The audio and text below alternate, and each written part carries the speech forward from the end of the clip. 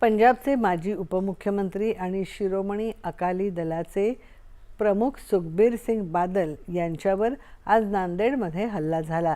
आज सकाळी ते नांदेड परिसरातील गुरुद्वारामध्ये दर्शनाला गेले असता त्यांच्यावर जसपाल सिंग या सेवादराने हल्ला केला। बादल प्रार्थना करून पायऱ्या उतरत असताना ही घटना घडली। यावेळी मध्ये पडण्याचा प्रयत्न करणारे निरीक्षक संतोष केंद्रे हे देखील यात जखमी झाले। दोघांच्याही हाताला जखम झाली असून नांदेड इथल्याच खाजगी रुग्णालयात त्यांच्यावर उपचार सुरू आहेत।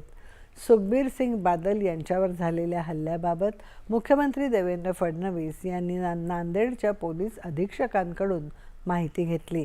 आरोपीला तत्काळ अटक करण्यात आली असून या हल्ल्यामागील हेतूचा तपास करण्याचे आदेश मुख्यमंत्र्यांनी दिले आहेत। सुखबीर सिंग बादल यांची सध्या प्रकृती स्थिर आहे अशी माहिती मुख्यमंत्री कार्यालयाने दिली।